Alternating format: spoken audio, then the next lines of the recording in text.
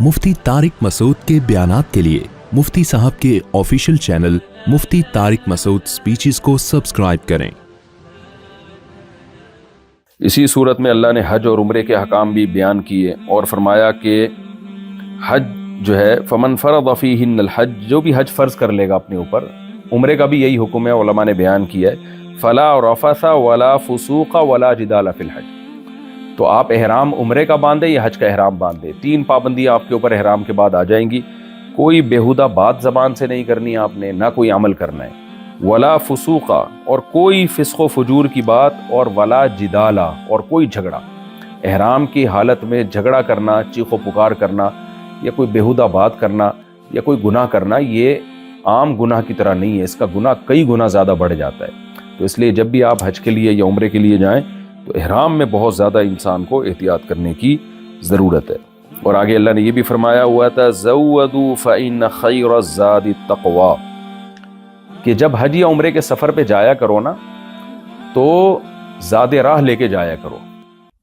ये अल्लाह हमें बता रहे हैं कि तवक्कुल का गलत मफ़हूम जो है ना उस पे रद्द कर रहे हैं। आज बहुत से लोगों का के जहन में तवक्कुल ये है कि हम मुसीबत से बचने के लिए असबाब इख्तियार नहीं करेंगे, ना वो कमाने की फ़िक्र करते हैं, ना असबाब इख्तियार करते हैं। मुशरिकीन मक्का जब हज करने जाया करते थे तो वो कहते थे भाई हम तो अल्लाह के घर जा रहे हैं, तो अल्लाह खिलाएगा, अल्लाह पिलाएगा हमें, तो कुछ भी नहीं लेके जाते थे। फिर वहाँ जाके जब भूख से बुरा हाल होता तो इधर उधर लोगों से भीख मांग रहे होते थे जाके। तो कॉन्सेप्ट ही गलत था ना। अल्लाह तो खिलाएगा, लेकिन अल्लाह पहले जो आपका काम है वो तो करो आप। तो कहते हैं हम अल्लाह के घर जा रहे हैं ना, ये उन्होंने इस पर कयास किया कि जैसे हम किसी सेठ के घर जा रहे हो दावत पे, तो सेठ खिलाएगा ना वहाँ बिठा के हमें, तो हम भी अल्लाह के घर जा रहे हैं मेहमान बन के, तो अल्लाह ही खिलाएगा। तो अल्लाह ने कब कहा कि मैं तुम्हें इस तरह से खिलाऊंगा कि आसमान से मनो सलवा उतारूंगा? अगर तुम अपने साथ खाना लेके जाते हो तो वो भी तो अल्लाह ही खिला रहा है ना, अल्लाह ने ही इंतज़ाम किया। तो इसलिए अल्लाह ने फरमाया कि अपने साथ राशन दाल पानी लेके जाया करो हज के सफ़र पे, ताकि भीख ना मांगना पड़े। क्यों? फ़इन्न खैरज़्ज़ादि तक़वा, सबसे बेहतर ज़ादे राह वो तक़वा है। तो अगर तुम खाली हाथ गए और वहाँ लोगों से भीख मांग के तक़वा ही ख़त्म कर दिया तुमने, क्योंकि भिखारी अल्लाह को पसंद नहीं है, तो तक़वा ही पे सौदेबाजी कर ली, तो जो चीज़ सीखने जा रहे हो वही वहाँ छोड़ के आ जाओगे तुम। तो इसलिए ये बहुत बुरी हरकत है। तो देखें अल्लाह ताला को ना किसी शख्स का भीख मांगना पसंद नहीं है, हज के सफ़र में भी।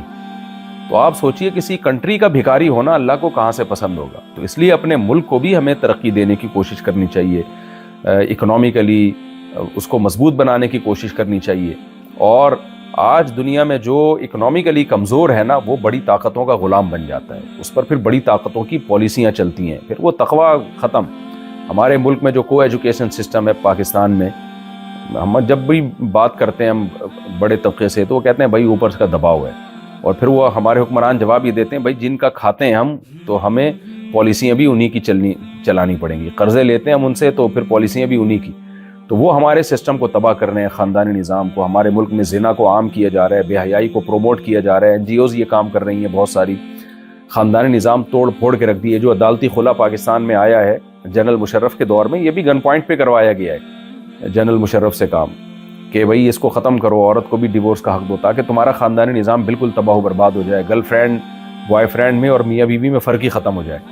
तो जब आप इकनॉमिकली मजबूत होते हैं तो आप आंखों में आंखें डाल के बात कर सकते हैं। तो इसलिए हमें अपने कंट्री को भी और अपने ज़ात को भी इकनॉमिकली मजबूत करने की कोशिश करनी चाहिए।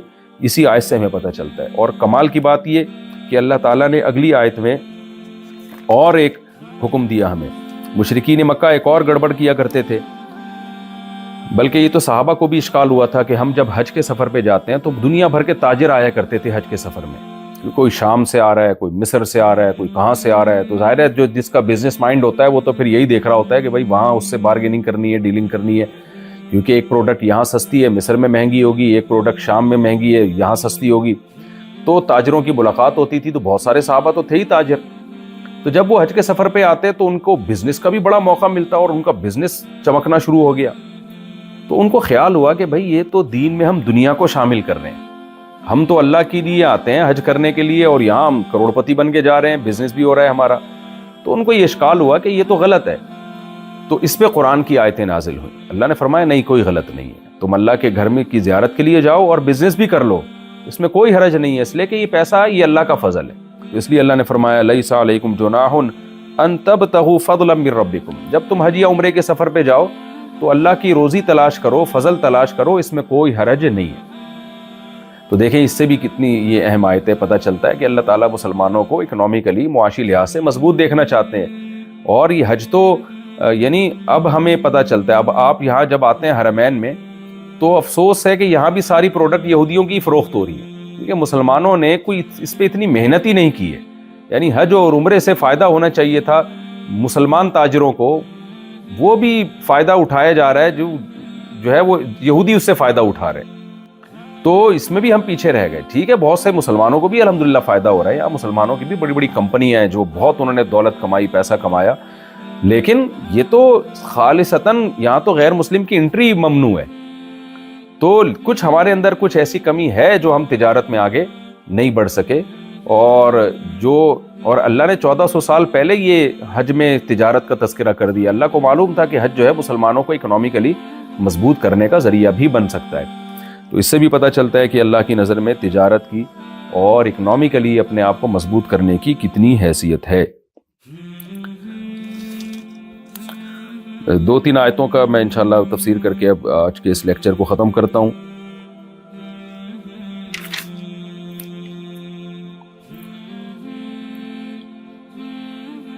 زُيِّنَ لِلَّذِينَ كَفَرُوا الْحَيَاةُ الدُّنْيَا وَيَسْخَرُونَ مِنَ الَّذِينَ آمَنُوا۔ اللہ نے ہمیں اکنامیکلی مضبوط ہونے کا تو حکم دیا، لیکن غریب کا مذاق اڑانے کی اجازت نہیں دی، اور غریب کو ناکام سمجھنے کی اجازت نہیں دی، کیونکہ اکثر دولت عموماً غیر مسلموں کے پاس ہوتی ہے، اور مسلمان خاص طور پر جب قرآن نازل ہو رہا تھا تو مسلمانوں کی اکثریت غریب تھی۔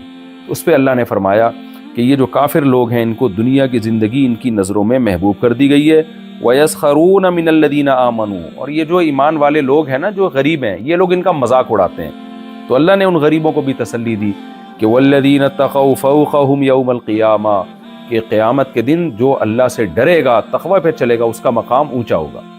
تو دولت کے بعد اگر آپ اترانا شروع کر رہے ہیں تو یہ بھی غلط ہے، اس لیے کہ آخرت میں کامیابی کا مدار دولت پر نہیں ہے، آخرت میں کامیابی کا مدار تقوی پر ہے۔ اگر کوئی شخص جس کے پاس کھانے کو روٹی نہیں ہے، غریب ہے، پاؤں میں پہننے کی چپل نہیں ہے، لیکن وہ اللہ اس کے رسول کی اطاعت کر رہا ہے، وہ قیامت کے دن کامیاب ہوگا۔ اور اگر آپ کے پاس دولت ہے مگر آپ اللہ اس کے رسول کے نافرمان ہیں تو آپ قیامت کے دن ناکام ہوں گے۔ واللہ یرزق من یشاء بغیر حساب۔ اور اگر کوئی امیر آدمی اپنی دولت پہ اتراتا ہے، غریبوں کا مذاق اڑاتا ہے، اس کو اللہ نے بتایا کہ واللہ یرزق من یشاء بغیر حساب، دولت کی تقسیم اللہ کے ہاتھ میں ہے، تمہارے ہاتھ میں نہیں۔ یہ جو اللہ نے تمہیں حج میں تجارت کی اجازت دی، تو اس کا یہ مطلب نہیں ہے کہ جو بھی تجارت کرے گا تو کروڑ پتی بن جائے گا۔ تم محنت کرو، بنے گا وہی جس کو اللہ چاہے گا۔ تو جو چیز اللہ کے ہاتھ میں ہے اس پہ نہ اترانا بنتا ہے اور نہ مذاق اڑانا بنتا ہے۔ تو یہ تو اللہ جس کو چاہتا ہے روزی دے دیتا ہے، تو کافروں کو بھی دے دیتا ہے۔ بڑے بڑے نافرمان دنیا میں آئے، بہت دولت کمائی ہے انہوں نے، تو اس پہ اترانا نہیں۔ تو یہ ہے وہ بیلنس حکم اسلام کا جو اللہ تعالیٰ نے ہمیں قرآن مجید میں جس کا ہمیں حکم دیا ہے۔